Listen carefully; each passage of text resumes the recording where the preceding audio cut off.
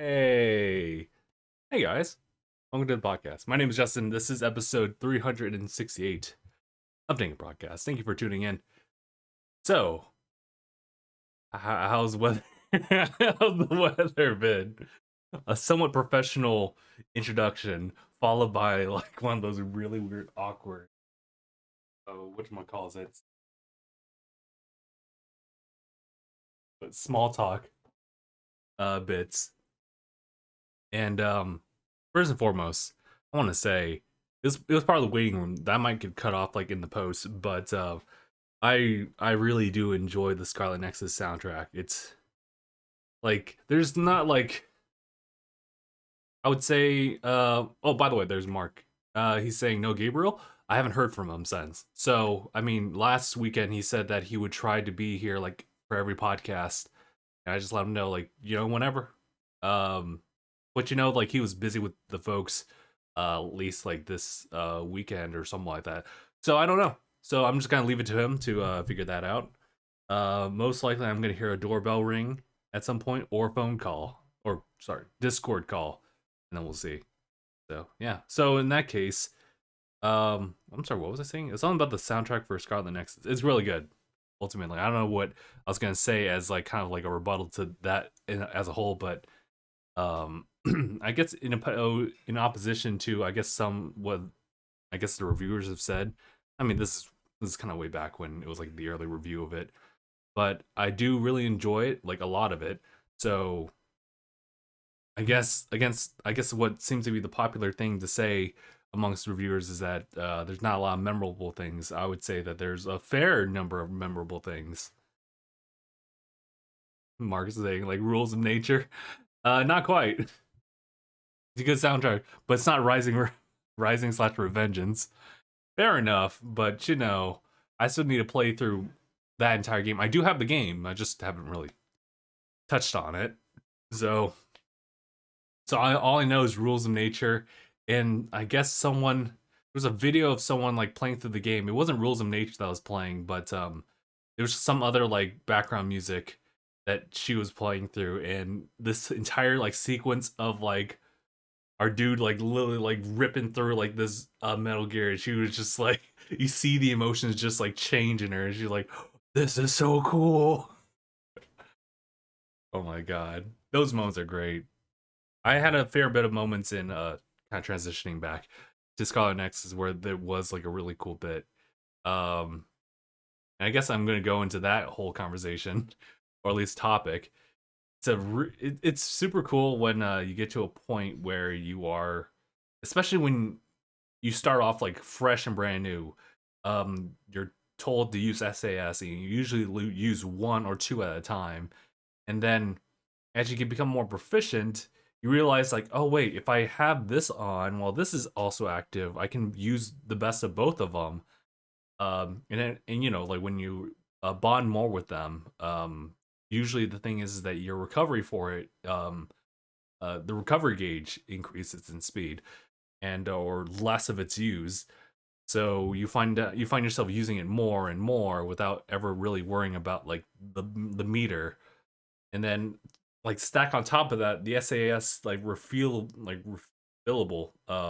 drinks, which the cooldown's kind of slow on that one, but when you tag that on, it's like boop boop boop, and then you use more. Like you go to the brain tree and you do the consequent like use another like SAS at the same time. It's like now we got 3 and now we got 4.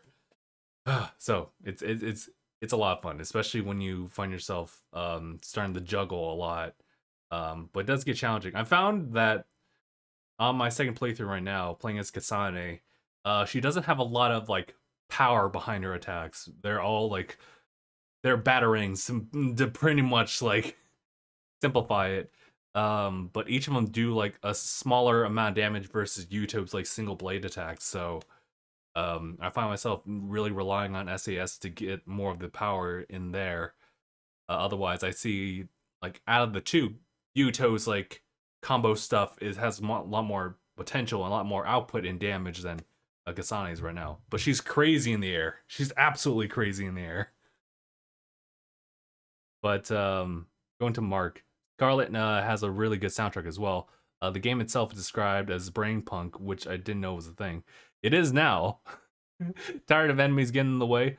Want to bulldoze through levels? Brainfield is there for you. That's true. I haven't even talked about Brainfield. It's because I don't personally use it as much, but it's very useful, especially when you're at that point where you're like, all right, there's a bunch of winery like enemies. I might as well like, or no, the yawns. The yawns are like damage soakers. God says hi. How's it going? Anyone curious about like why Mark is like in text right now versus in chat or voice chat on Discord? Um, he's currently preoccupied, but he'll still be in the chat. And I think that's kind of, you can kind of say that the same with Gabriel as well. We'll see though. Domain expansion. I know you were going to bring that up, but yeah. So it's a fun game. I'm still playing through it. Looks like I'll have to play it like another time just so I have like everything like on Yuto's like file. I'll probably have to do a bit of like XP grinding to get like the entire brain map unlocked, but that's diving further into like the game itself. I'll leave the rest for you guys to figure it out too. Other games actually. Now I'm kind of like on that topic. Games that I'm currently playing through. I mean, I took a break from Metroid Samus Returns just so I could focus on Scarlet Nexus. But from what I played of Metroid Samus Returns, it's one of those games. It's weird because you ever have those games that you really take your time, like in the very beginning, just kind of taking in the atmosphere. That's kind of how I was with Scarlet Nexus. And so, what happened there was that like the world was introduced to me. Suo, like Red Metropolis, kicks in, and you're literally walking around talking to as many people, or at least you can. I chose to do that, and you just really take it at a very slow pace. But here with Samus Returns, I mean, granted, it's all part of the narrative, like how they pace that as well. But with Scarlet Nexus, it really just kind of it introduces you to all of these different things, and because of just how they focus on like character development, whether it affects the plot or not, it's a lot of detail in there. But Samus Returns is just like, oh, you land on the ship, all right, go, and there you go, you're off exploring. And I really enjoyed that part of it where I guess the engagement there is really just going to these like unknown areas without any type of like direction whatsoever. With Samus Returns, they do give you an objective like, oh, well, this is where the Metroid you need to hunt is, like as far as the shell of it. And so you just have to go to point A to point B, but like what happens in between, it's kind of up to you. I found that there was a certain area in Samus Returns where you're met with I guess like a poisonous gas slash insect creature in a swarm, right? And they do a lot of like life sucking damage if you just walk near them. And they are completely averted to water, but the space between you and the water is a little far. So if you have like two like energy bars or energy tanks, you're gonna run out. So that it is what it is on that part. But when you get better abilities, you find you like mix, or at least you combine two and two together, where it's like, oh, the super armored thing is cool because I'll just like walk through the swarm enemies, not even worry about it. Which is actually something I wanted to bring up because that was something I never considered them do. Because we are jumping into Metroid Dread, right? Well, then again, it's coming in like 3 months, but still, it's nearby, and a lot of it is from the same team that did Samus Returns, and not copying. They're carrying over mechanics that was introduced in Samus Returns, such as like the free aiming system, as well as I keep forgetting like what the energy system is, but think of it as like, I guess to put it in a way that I can recognize it, it's like playing Mega Man X or just Mega Man, and you have like your weapons like meter, and you have like a limited amount of that. Well, it's kind of the same on this one, but you have like power ups that you collect like over time. So I only have like 2 of them in the game, and they're kind of scarce. They're probably just spread out like for that purpose. One of them is like an item or area scanning ability. The other one's like just pure like invulnerability armor for like a short amount of time, and they all run on this fuel system. I forget what it's called, but Metroid Dread does the same thing with the invisibility cloak or whatever. Invisibility cloak. Flipendo! Oh my god. I saw an image we're gonna go on tangent. I saw an image of like it was a thumbnail of Harry Potter, EA's Harry Potter and the Prisoner of Azkaban. Not talking about that one, but talking about things that EA's done as far as making Harry Potter games. I kind of want to go back and play like old PC Harry Potter 1 and 2 actually.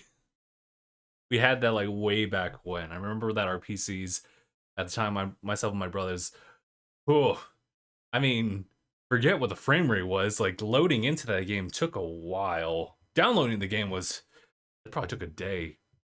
Then again, that was the same thing as us trying to load up like the Super Smash Brothers Brawl teaser trailer. You know, the one where like they all like transform into like their like new like artworks, but Kirby stays the same. But oh wait, what's going on? Oh, sorry, gosh, I was totally like wrapped up in like what I was saying. I should check out the chat here. Mark was saying like if I have multiple enemies that are large around me, I'm like domain expansion. Orchestra of clap cheeks. But gosh says, yo, dude, it's pretty late for me. I just wanted to say hi. Tell y'all have a good day. All right, thank you, Kosh. Hope you are having a good day as well. Um. Oh, but Mark was saying like I'll play through Hades once it's out on Xbox. What would you say is your game of the year so far? And could be for the meme. Brothers, plural. Um, so going into like I guess game of the year, I have to like go through my like gaming backlog. Yes, you have a gaming backlog. Oh boy, I mean, I played a lot of games like in 2021. Celeste isn't one of them, but it is on my gaming backlog anyway. So unfortunately, if we're just talking about games I played through 2021, that's ooh, it's kind of tough. But I feel that Scarlet Nexus easily kind of takes that in stride because all the other ones are kind of like niche or like they're like an indie game, but it's not quite um as like elaborate.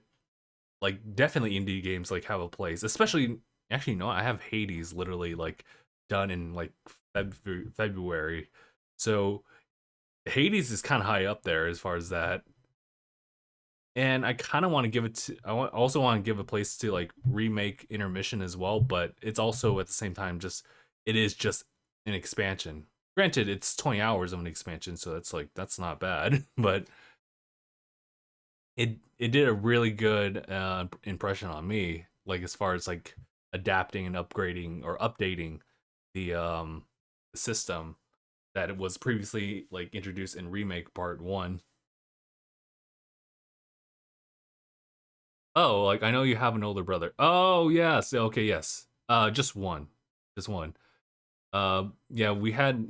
I remember, man, that was a while ago. We used to have like a singular PC for the both of us to just kind of like play games on. And when I mean games, I mean like just like one game at a time. And I remember we were in the same house and the PC was like in the living room.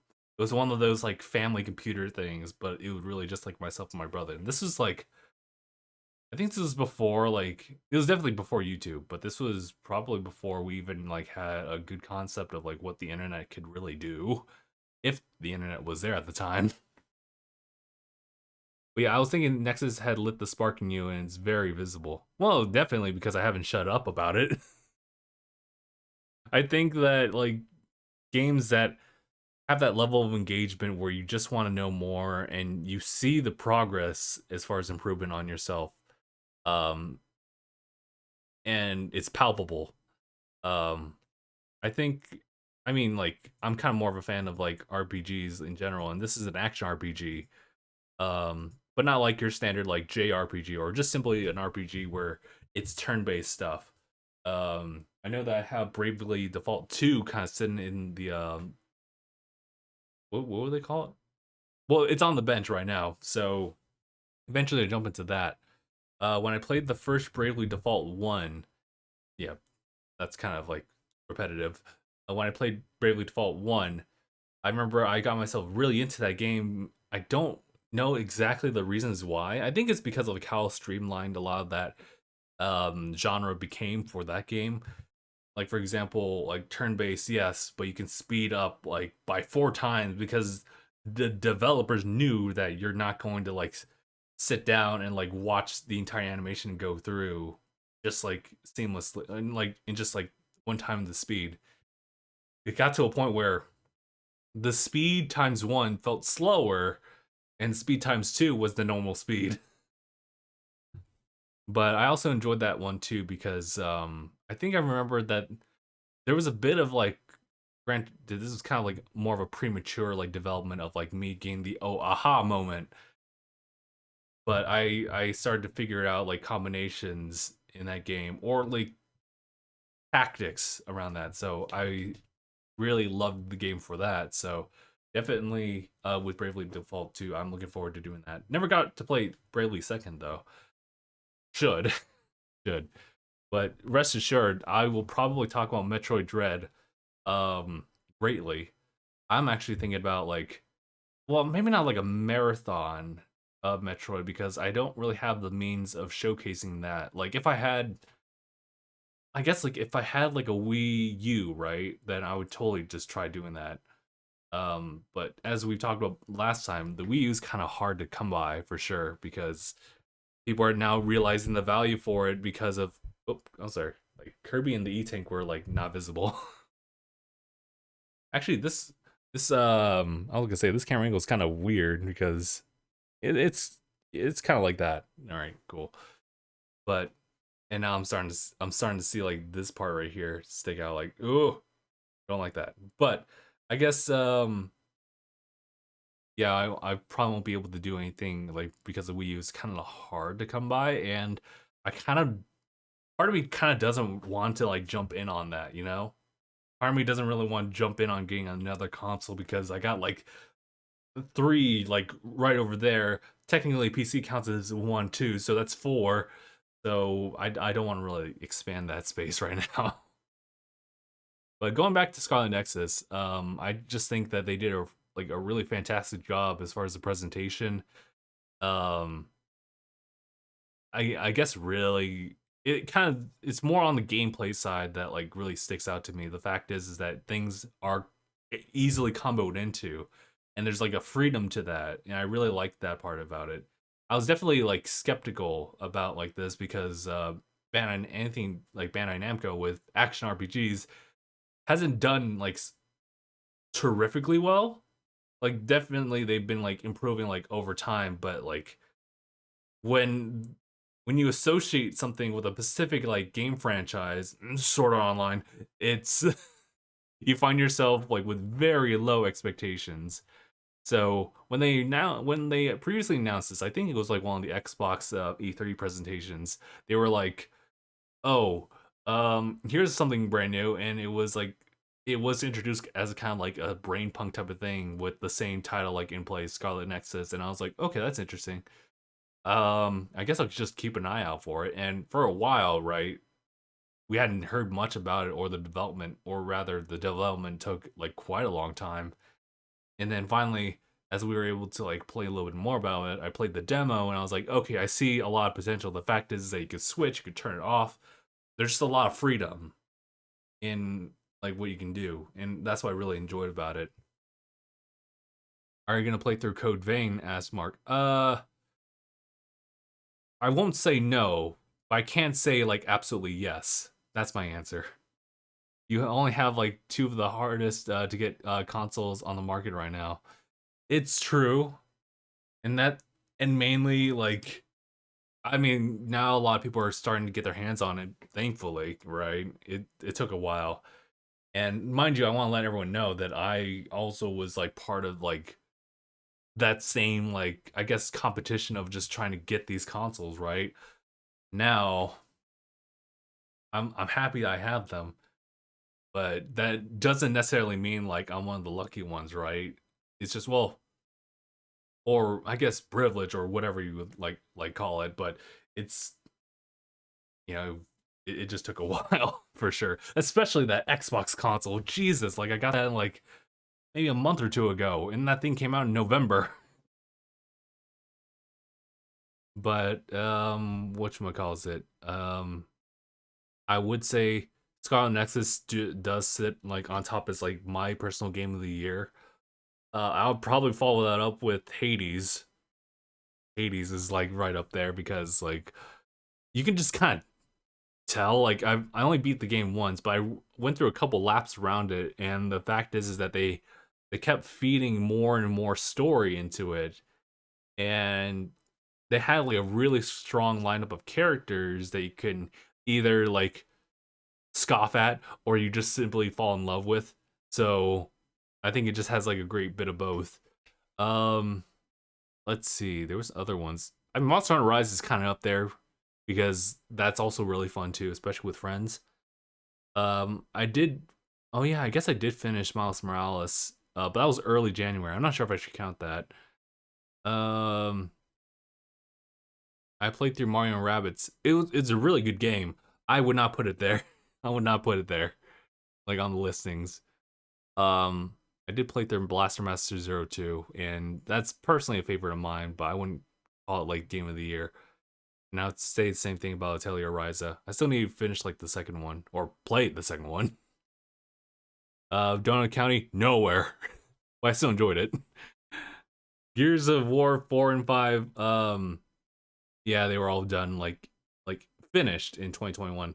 All fun. Probably wouldn't put it up there though.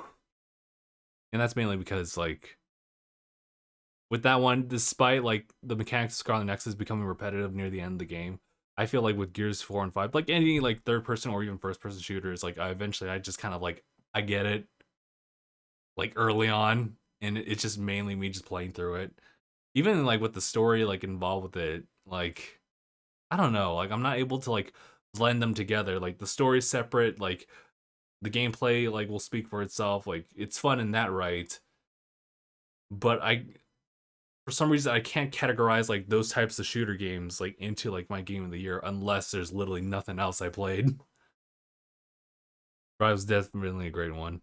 I don't know, but in any case, I would say to even combat like what I was just saying that like maybe there's something embedded in me that like makes me think like oh I won't like put first persons or third person shooters in game of the years just because like something right or like it's simply I cannot and something like that requires a deep dive, a dissection, if you will. I did play Link's Awakening for the Switch. Um, yeah, that was fun. It was a lot of fun. I didn't. No, I didn't stream it. I didn't stream it. This one was like I played on my own. I remember the overworld. I remember because there's always like an overworld theme in whatchamacalls it Link's Awakening, like in the village, and then I just add my own lyrics to the song because like I was literally just trotting about like every single time, and the song would get like monotonous after like another at that point. Um, technically speaking, and Mark feels like I know that Mark's gonna say like it's a great game. Like almost at this point, like it feels like he's contractually obligated to say it. I did finish Jedi Fallen Order in 2021, so technically speaking, it is a game that I played in 2021. So should I rank it, or at least where would I rank it? It'd be pretty high, but I don't like if we're talking like I'm thinking like top three right now. So it's not like there, but it's up there. Does that make sense? No, great. Let's move on. But yeah, so that's all that I'm thinking about right now. I mean, granted, I've been picking up games like here and there, um, especially a little bit more recently. Oddly enough, I think it's because like there's more summer sales. It is what it is. Oh, I want to bring this up actually.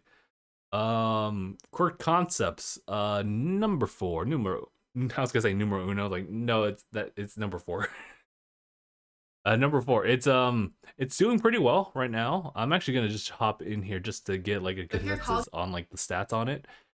Um, okay, not bad. We have 14 comments on there. That's not bad. That seems like enough to like warrant like a new one. Well, actually, technically 12. Yeah, about like 12 or so, or maybe just 10. Anyway, what I'm saying is that like it's like we're pretty good there in the rankings. So it is what it is. I think that we'll have enough then to make number 5 entry. So I just haven't really put that into like planning out this weekend. So I say that we do that maybe like a weekend or so like from now, as far as recording and stuff like that. But we'll see. Sometimes it might take a little bit longer, that's for sure. Let me go ahead and close that off. All right, I think. Well, I haven't even looked at the actual like podcast topics I put down. I just looked at my game backlog. Separate thing, right? Oh yeah, totally. How could I forget what we're doing on Twitch right now, which is like going through Sonic Unleashed for Xbox 360 or the 360 version, and it's just Sun and Moon Metal collecting the game, and it's oh god, I'm starting to see. I mean, I'm starting to see a little bit of why it wasn't like ranked as high like critically as I thought. It was one of those games like when it came out, it had a ranking of like a 6 being fair. And you know what? I don't argue with that one. I think that the combat for like Unleashed, as far as the Werehog stuff, it's simplistic. It gets you places, but there's not like a lot of incentive to just try to like diversify yourself on that. It's kind of like really quick, like let's put in a little bit of like RPG into it by giving you ability to level up your stuff, and we'll call it a day. I feel like the Werehog stage is like in contrast to its other half, the daytime stages goes on exponentially longer. So I'm not the biggest fan of that, especially like as like personally as the Sonic fan. Out and having said that though, playing through the daytime stages kind of suck. Like they're cool, like visually they're super cool, but there's not a lot of branching pathways that you will visibly see in daytime stages, and you're already busy just trying to see what's ahead of you when the camera sometimes doesn't let you to do that, especially when you're just boosting as fast as you can. Because why wouldn't you? Like, why wouldn't you use the boosting mechanic? Oh, right, that's right, because I boost right into spikes that I just don't see within like half a second. Like off camera, like the spikes are literally like right here, and here comes Sonic going the woo, and then immediately like you just see it and it slaps you like across the face. So yeah, I'm having a great time with Sonic Unleashed. It was a mistake. Honestly, I should really like play off camera and just collect the medals. Like look at a guide. Like okay, this is where you'll find it in the Werehog stages. This is where you find it in the daytime stages. Take these certain paths in the daytime. You'll be okay. Because good lord, I find it frustrating when I'm like, okay, I want to go because in context, in order to progress further, you need to collect both medals so you can play like both nighttime and daytime stages, and you have to do at least one of both so you can get the full boss key to beat the boss and then progress to the next portion of the game. But when you go into an area and you do the nighttime stage and you look desperately for your daytime stage and they don't give you an option for it, you have to exit on the map, find out like if there's another place where you can clear it out, and then you have to come back and then see it. but then they might my problem is that like they'll show you that it's available, but oh wait, you don't have enough sun medals. Looks like you're gonna go find some more. So you're like, okay, let's get out of it. You get it, right? You get it. Where he grows cleats, which is definitely a design choice, and only a design choice.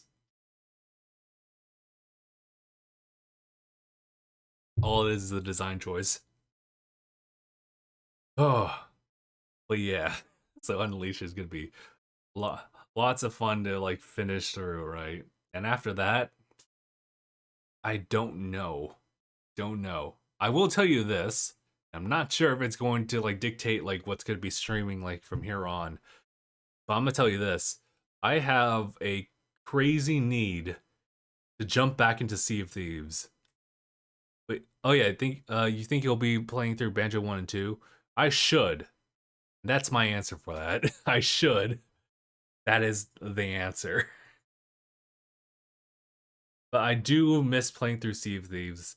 I know that like I say that, but I know that I'm gonna just be sitting down in a boat, like going who knows where, with the possibilities of getting all my shit like taken.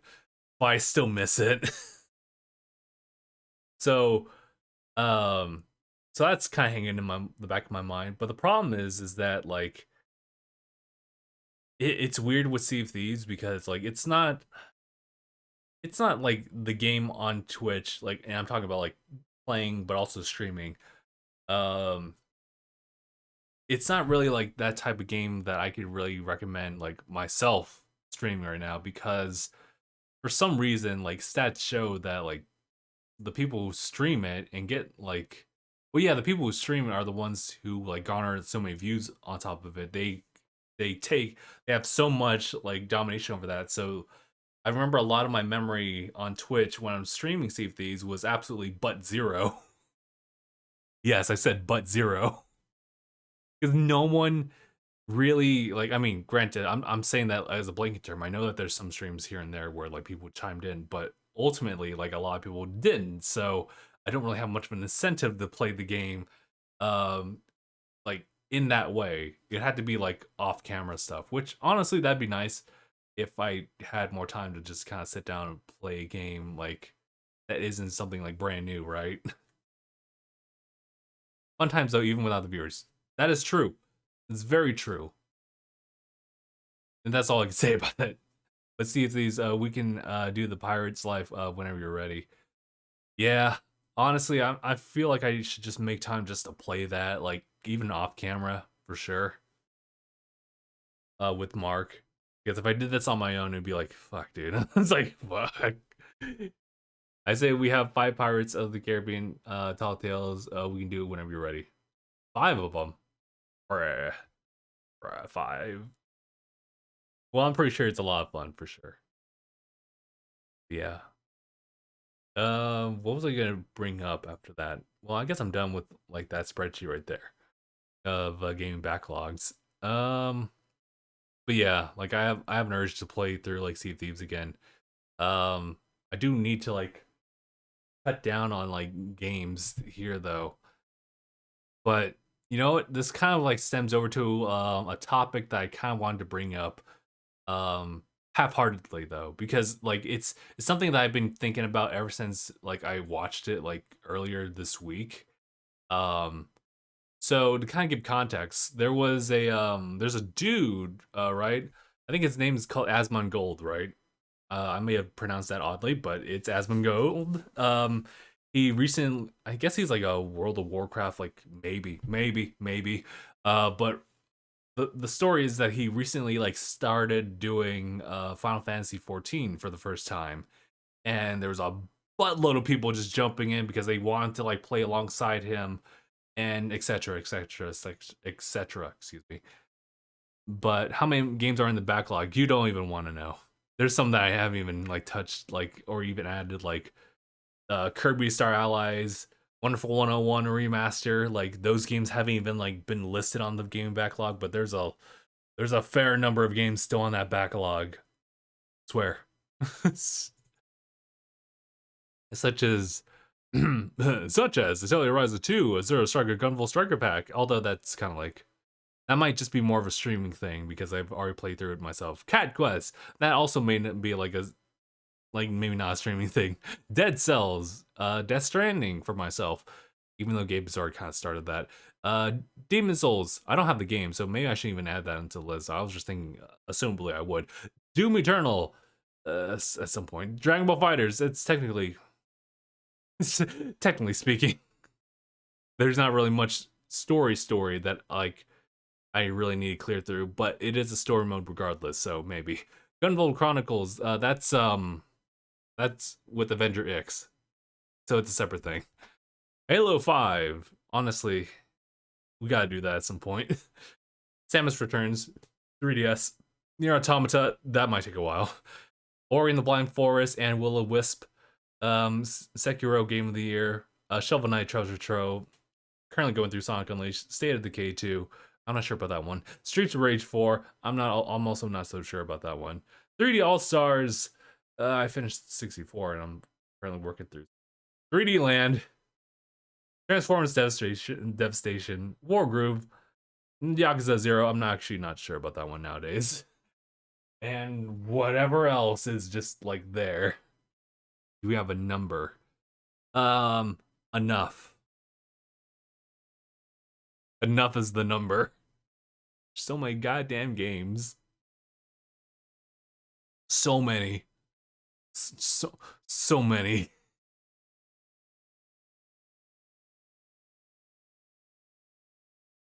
Like, as I was saying, like, I guess if I'm gonna actually count it, 1, 2, 3, or yeah, without the ones I'm like questioning, like with the ones I'm even questioning about it, 1, 2, 3, 4, 5, 6, 7, 8, 9, 10, 11, 12, 13, 14, 15, 16, 17, 18, 19, 20, 21, 22, 23, 24, 25, 26. Yeah, that's what I got. And it just, and you know, like I've already I pre-ordered Skyward Sword, so now it's 27. And with Diamond and Pearl like remakes, it's probably gonna be, yeah, what was it, 27 or yeah, 28, and then Legend will make it 29. So it's one of those things where I now get why Phil is like, there's so many goddamn games he's going through. Mr. Collector himself is going through these games. There's so many goddamn many of them, especially for this month of July. Ooh, I'm just glad I don't have Mario Golf on that list. I heard the reviews of it and I was like, I think I can pass on this one. I think I can pass on that one. There's so many. So, yeah. So, yes. But, I don't know. Wait, what was I talking about? Oh, I was talking about. Oh yeah, Mark says I need to play Kingdom Hearts 3 already. You don't need to. That's all I'll say about it. Nah, you probably should. If you're already investing in Kingdom Hearts as it is, you might as well play 3 because like it does have a lot more fun mechanics added onto it. It doesn't adopt the command deck. That's the thing. The ones that kind of made gameplay a little bit more interesting was the idea of having command deck of things that you'd use like in a line and they recharge before you can use it again. I like that because it added like another level of customization to your character and your just play style. Whether you want to just go all in with like balloons, for example, in like dream drop distance, or you want to just completely heal yourself like beyond like necessity.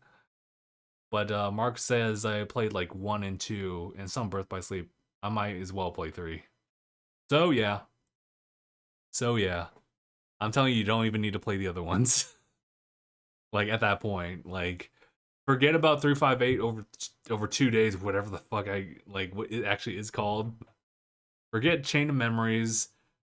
I mean, some people really like Chain of Memories, so I'm like, okay, if you want to, It's kind of cool. Kind of cool because it is like a card deck system. And I've been seeing like different uses of it, and I I wish I could like replay that game knowing like what I know now with my new aptitude for like combination stuff, because like when I initially played that, I remember that I went full on just getting HP like experience versus like different like moves and combinations you can add in. But that's digressing into that one. Watch the Roxas game as a movie. Fair. That's fair.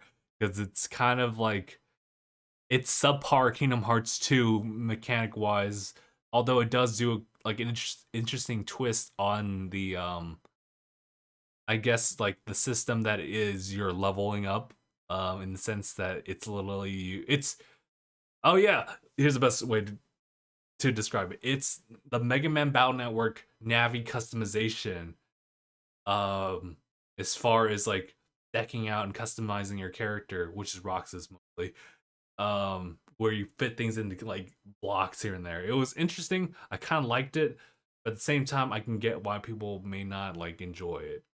It was like it is the best way to like self like insert like difficulty in a video game. So yeah, 3 looks like more my style, like a 15. I will well, can I say that? Like, can I really compare like 15 to any other like game mechanic stuff?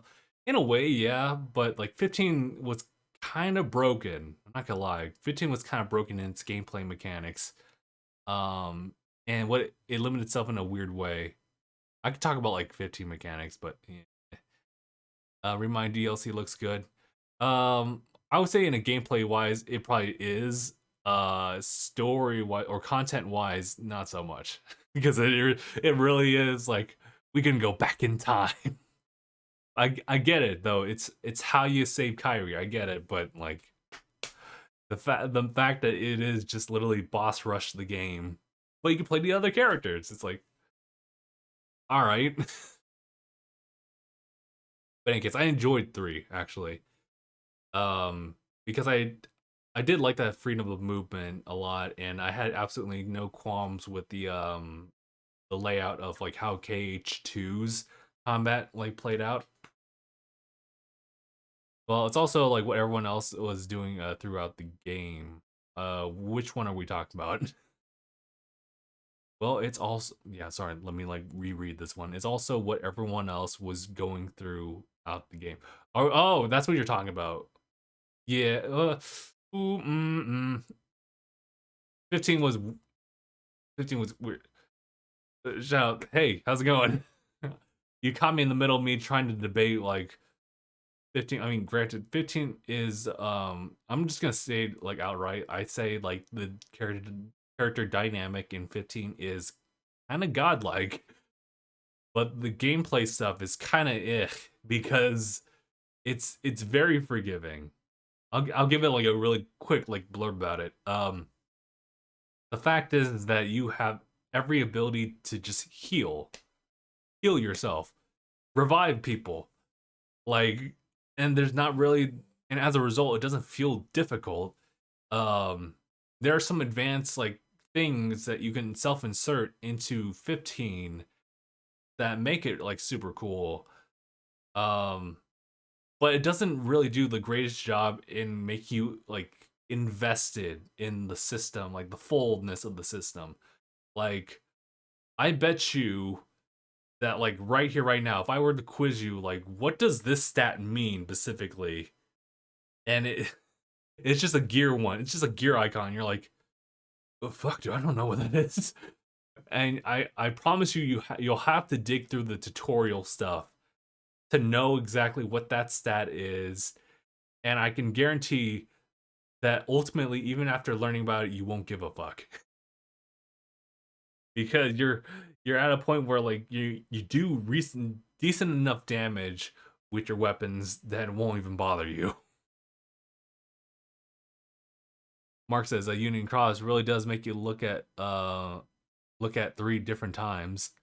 Union Cross. I haven't even looked at Union Cross, honestly.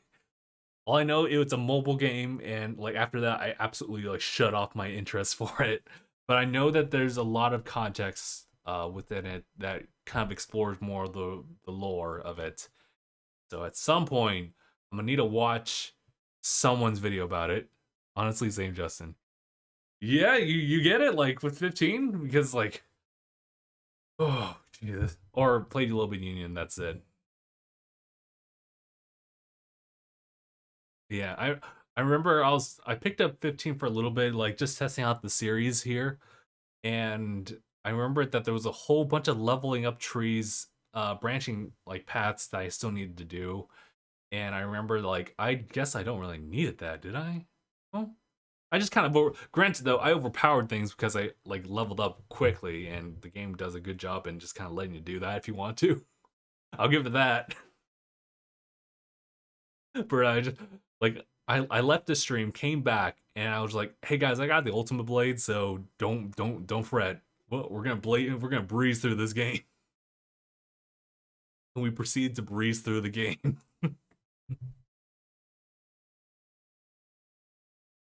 So that's kind of on me.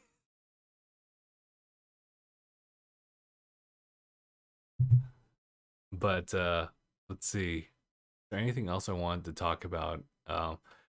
I guess gaming wise, yeah, no, I mean, I guess I could say like I was playing a little bit of Ring Fit Adventure like earlier today. It's part of my workout. Gotta give it to them though. Like everything else is kind of like, I could just do this with the ring thing. But then when it comes to the ab exercise, you're like, oh, oh, I actually feel that. But ooh, actually, you know what? Scratch that. As far as the games, a game count so far, it's not 27. It's definitely like 28 or something like that because the whole East 8 like now digitally on the Switch. That's a thing. Shit. Oh my god. Let's see. Oh, but Mark was saying Union adds a lot of context and new reveals that to a lot of like existing lore of Kingdom Hearts. As we found out since it ended a few weeks ago. Didn't play it, but I watched a video explaining like what was revealed exactly. So I'm like, okay, with Union Cross, I could probably just watch it. Good. We're watching it. We're good. So yeah, we'll be all right. So what was I gonna bring up as far as games? I'm pretty sure I had like a couple. Let's see. I did hear recently about like PlayStation Plus having one like Call of Duty, I think Black Ops like 4. I guess that's a really good thing, but um I don't know why I brought that up. I don't have like much of an interest to play it, but hey, I mean PlayStation owners, there you go. Oh, there's Sylvia. It's been a while. Hello there. General Kenobi.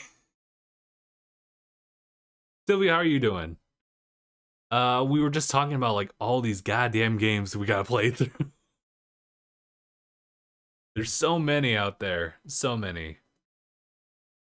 And I know that like I do want to jump back into Sea of Thieves. I do really want to jump back into that. I just don't know if I want to stream it or not because oh shit, that was what I was talking about. This is what I was trying to talk about like before all the side tangents.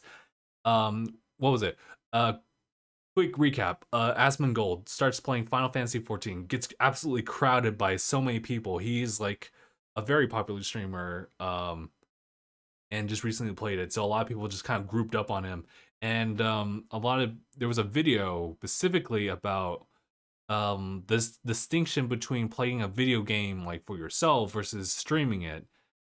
And it further extended out to I guess the level of engagement for like streamers. There's like, as you can say, like when you play like a game by yourself, for example, you have a lot of opportunity just to reflect and really just take in the atmosphere as the game is trying to do that for you, you know, like I know this is kind of a weird bit, but like think of Kingdom Hearts 2 where like Goofy gets knocked over the head with like a giant boulder that was gonna hit Mickey, right? He's like, look out! Whoa! And literally he's absolutely like motionless. And what you're supposed to feel out of that is like the fist clench from Mickey as he turns over. He's like, "They'll pay for this." As he rips off the trench coat and like summons the Keyblade, and you're like, "Oh shit, this is bad ass. Let's go."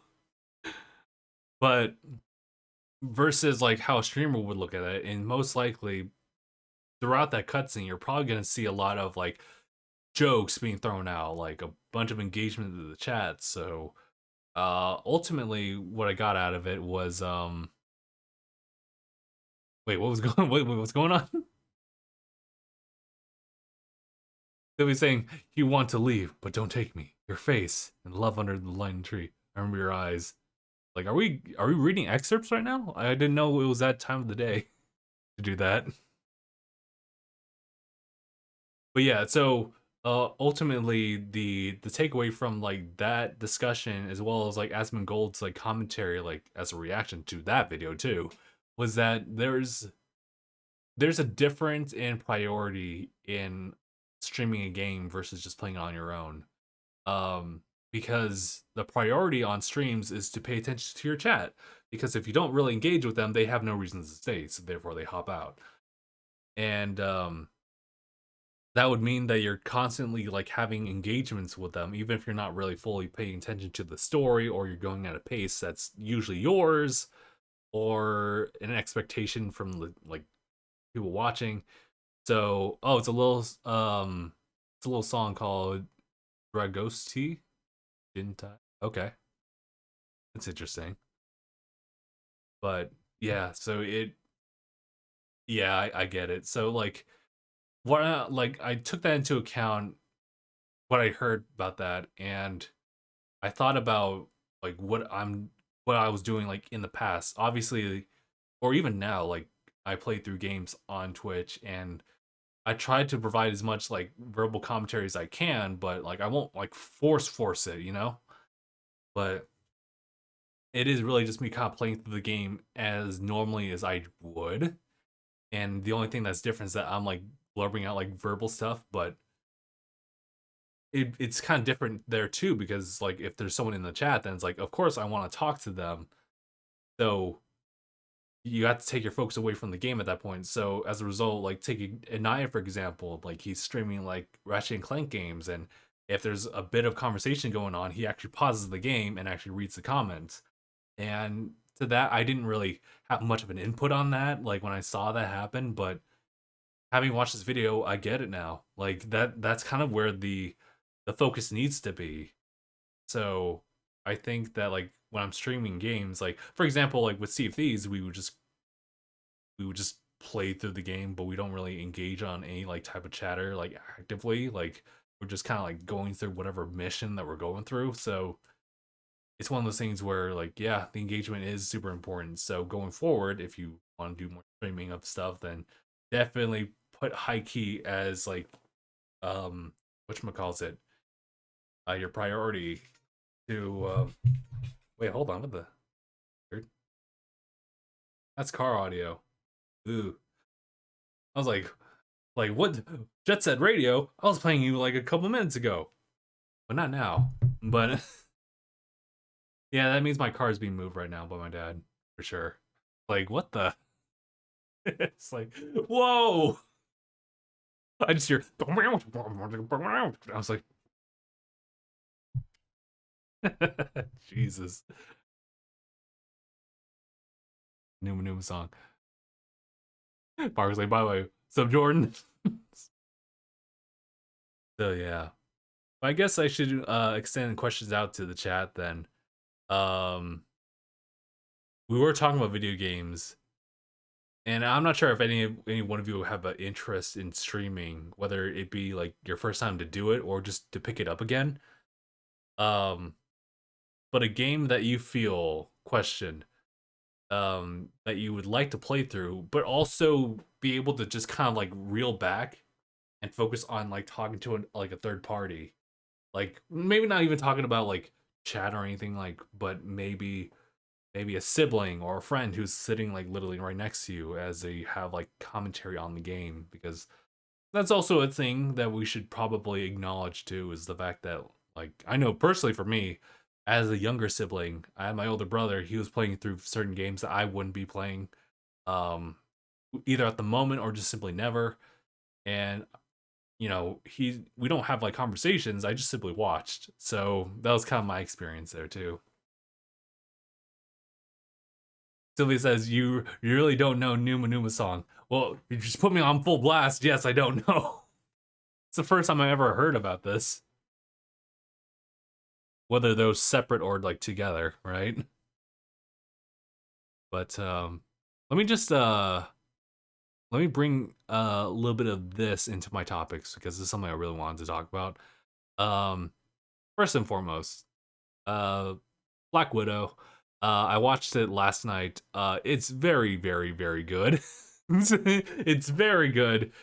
Um, I would say that like the story, it gets you places. Like it's not like the most comprehensive. It's not like the most complicated. It's just you you get the stakes. You know like its impact on the character and why she, as in like Scarlett Johansson's Natasha character here, needs to confront this. And that's all I can really say about the story of it, right? And I will tell you, the action scenes are absolutely godlike. Like, I would say this cleanup took way longer than I thought. Yeah, for sure. But I would say that, what was it? I would say the choreography for the fight scenes, I mean, honestly, like, I thought like Winter Soldier was like the best in the business. I feel like Black Widow literally just upped it even more so. Like the reunion fight is like intense. Like it's not just like cool, like whipping, flipping stuff. It's like it's it's it's kind of gruesome, not like in a bloody way, but like you see these girls, they like threw each other across like the room.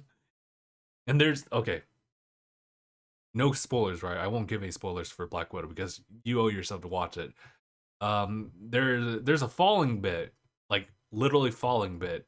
It's got a lot of people like bringing it up like haphazardly because they're dumb about that, but they brought it up regardless about how they did this, but they totally allowed a death in Endgame to be a result of that versus this.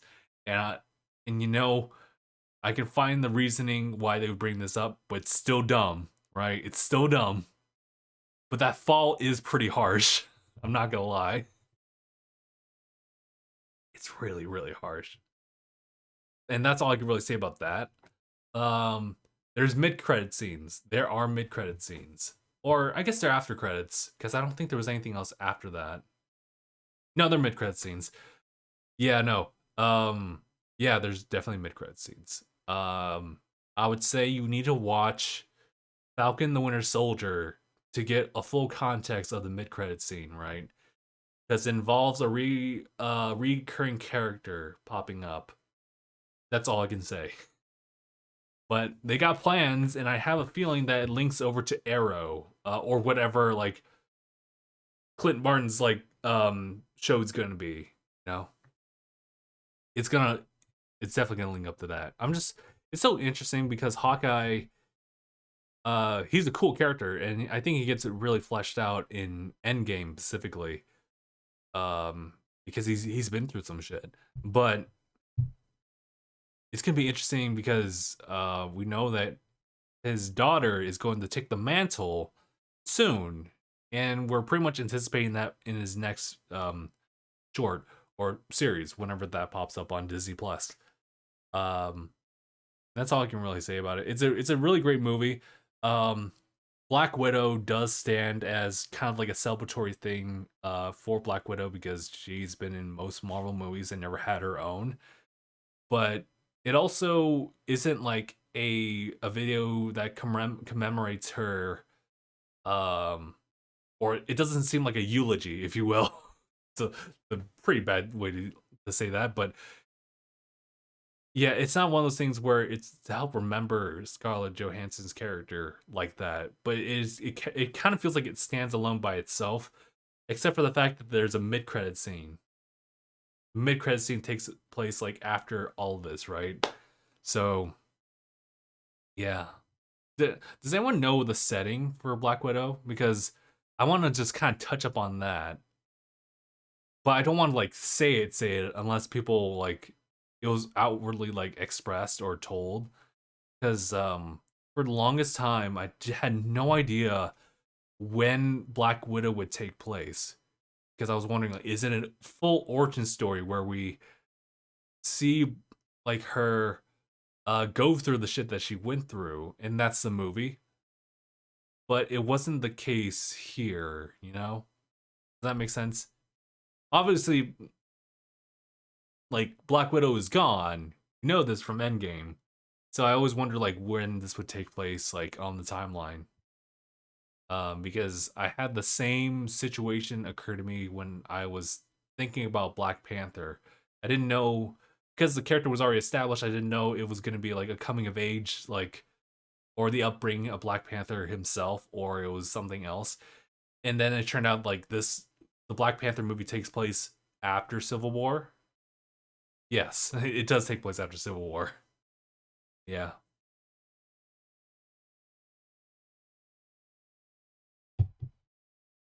But you know what? If no one's gonna say anything about that, that's fine. I didn't want I did want to talk about Loki for a bit. That's something I'll throw spoilers on like right now. So watch yourself. Loki episode 5 is nothing but Easter eggs. Nothing but Easter eggs. Um and I mean that in a good way. I mean that in a good way because plot does go forward. Essentially the takeaway is you want well the takeaway about this episode is that there's a lot to Loki as far as his powers. There are a lot of Lokis in different in like in the timeline, and they all vary from each other. Um, one of the things that caused them to like find themselves in the void, as we now call it, is that they would try to do something that wasn't dictated or deemed like as part of the timeline, such as old Loki, for example. He has the ability to project like a pretty much the cleanest like doppelganger version of himself. So much so he tricks Thanos into thinking he already killed them, but he just transformed into a space rock, drifted to space, found himself on a planet, had a lot of time, spent a lot of time there, and the moment he decided to do something about it, TVA went in. Other like kid Loki killed Thor, gets taken in. The other Loki, I don't remember. All I know is that there's a President Loki, and then there's an Alligator Loki. An Alligator Loki bit the shit out of like President Loki's arm and bit it off. I was like, hell yeah, dude, hell yeah. You may be a Loki, but you're still an alligator, my friend. My God, dude, Alligator Loki was great. There's a bunch of like memes about it. I like Lacoste Loki, Lacoste branded Loki, but essentially I forget like the name of the girl in the TVA who currently like sent Loki away to the void. But Sylvie had like a little bit of time with her, unveiled or confirmed the fact that like she's also kind of in the dark as well. So she kind of wants to know, but she's gonna have to do it on her terms, trying to run the TVA as normal. But Sylvie, in a sense, offed herself so she can be sent to the void with to see like Loki and find out more of the truth about that because that's probably where it's going to be.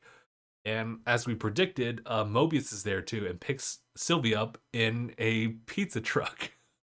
Oh my God. So, um, Loki's and Mobius reunited, and they do something with forget the name of the monster that they deal with. It's just a puff of smoke, but it looks like a tiger or a lion, if you will. They have to confront that. Sylvie has the idea because she felt it before to not conjure it, enchant it. Yes, enchant it. So combining her powers with Loki and with the help of old Loki trying to resurrect a vision of Asgard, which was totally badass, by the way. Someone pointed up the fact that like there's lightning strikes in this illusion, which means that old Loki thought about Thor when conjuring it up. I'm like, bruh, you don't need to be like this. But he gets sacrificed, which is unfortunate. You don't see it from the other Lokis because they had like an infight and they were going to help Loki to an extent. But now the path is cleared out in the two Lokis with Mobius heading back to TVA to kind of like fix things. Which is going to be interesting dynamic. We're going to see a little bit about that, but we're looking at a finale this upcoming Wednesday, so I'm looking forward to it. That's pretty much it for Loki. Wow, dude, that's a lot. But there was a Thanos copter. There was millionaires like somewhere in the rocks, like, and there was a bunch of other Easter eggs I don't even know about. But, ooh, yeah, that's all I got. So it's been great series so far. I love just seeing Loki just change as a character.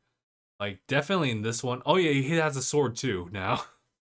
It just gave him like a really cool sword that he like he conjures up like some kind of sheath to work with it.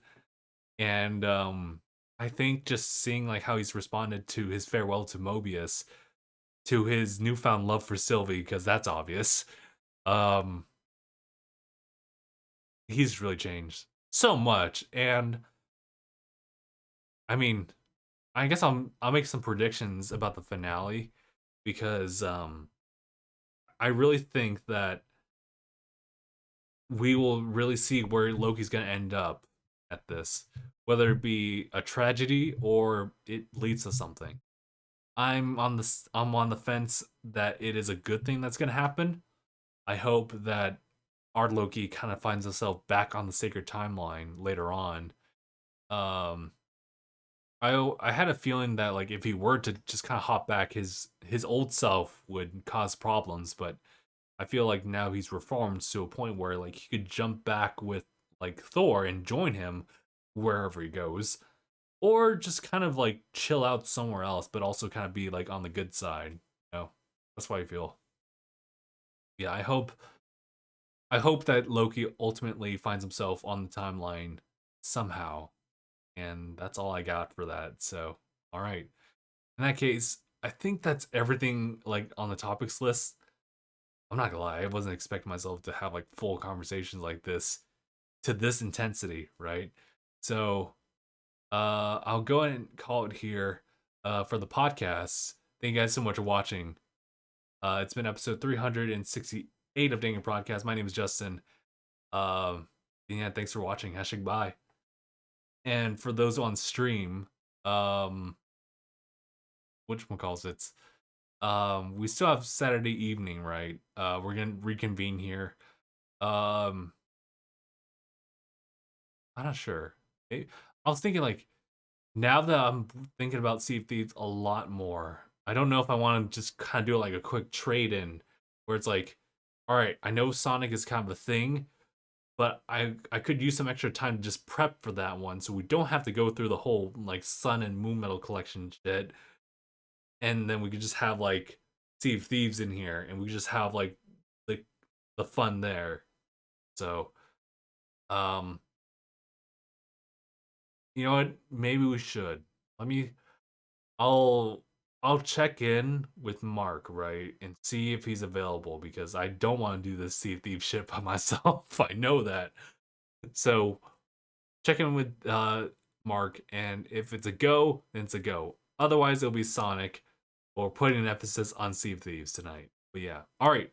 And here, thank you guys so much for watching. Hope to see you guys in the next stream. Hashtag bye, everyone. Oh, Sunday, we're back on with My Hero Academia manga chapter stream. That's happening at 11 a.m. Pacific time. But yeah, that's happening tomorrow. But just want to let you guys know about that. I'll be sure to let you guys know on the evening, like, stream of what we're doing. But yeah. All right. Thank you guys so much for watching. Hope to see you guys in the next one. Hashtag bye, everyone.